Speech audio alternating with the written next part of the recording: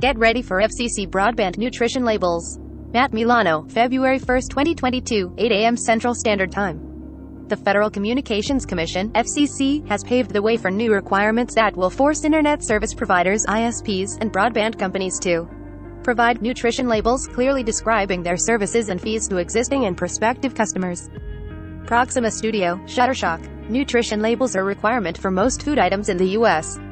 A nutrition label gives the customer a clear, easy-to-read way of knowing what is in the food item they're purchasing, its nutritional value, and any potential ingredients they may be allergic to. Such labels are an important resource for customers to do comparative shopping, picking the product that best meets their needs. The FCC clearly sees the value in this practice and wants to apply the concept to the broadband industry, with companies required to provide such a label about their services. The goal is to make it easier for customers to understand exactly what they're purchasing, the services they're being provided, the limits of those services, and exactly what the cost will be. Advertising. Why this matters. FCC Studio, Shutterstock. Given there are relatively few industries that have nutrition label equivalents, some may wonder why the FCC wants to impose them on the broadband industry. Ultimately, ISPs have only themselves to blame for the FCC's plans. For years, the internet and broadband industry has consistently ranked among the most disliked in the U.S. There are a number of factors that have contributed to this, including the habit of charging hidden fees that significantly raise the price over what is advertised. As well, the industry has a history of charging equipment rental fees even if the user is providing their own modem, router, and other equipment, essentially making customers pay a monthly fee for nothing. Beyond that, service providers often attract users with bait-and-switch pricing, luring them in with a low price that jumps significantly after the first 6 months or year of service. ISPs likewise often advertise high-speed access, only to deliver far short of what they promise.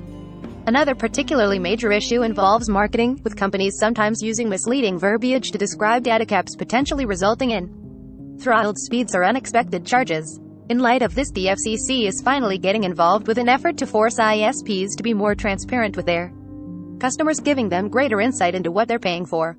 What people are saying. Alex Wong, Getty Images. When describing the proposed broadband labels, FCC Chairwoman Jessica Rosen-Warsaw likened them to the nutrition labels on food before saying, "I think the Federal Communications Commission needs to do the same with broadband. That's because it is now an essential service for everyone, everywhere. So we want to make it easier for consumers to compare their options and understand just what they're signing up for. We want to develop a consistent and straightforward way of providing accurate information about price, speed, data allowances, and other aspects of high-speed service. We want to end efforts to bury facts in the fine print, and we want to stop unexpected costs and fees."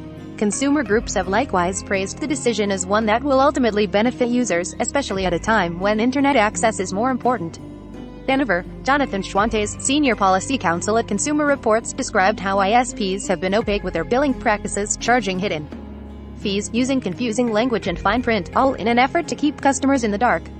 A broadband label is a great tool to increase transparency and help consumers better understand what they are paying for with their internet plan, Schwantes said, and for those lucky consumers who enjoy a choice of ISPs, a clear, uniform label will allow those consumers to comparison shop.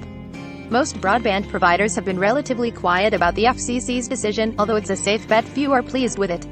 ISPs make billions of dollars just from fees. In fact, according to T-Mobile, one of the only major providers that clearly identifies costs, ISPs charged Americans more than $9 billion in extra fees above and beyond what their internet service cost in 2020. Should the FCC's plans move forward, it will constitute one of the most significant steps ever taken to rein in predatory practices by ISPs and protect their customers. From the web, powered by ZergNet, science can finally somewhat explain why we see ghosts. There are only 31 near-perfect games, according to Metacritic. How to fix this Call of Duty Vanguard PS5 launching error. Why the New York Times has Wordle fans worried. Topics. FCC Government Internet Espusa. Must-read bits.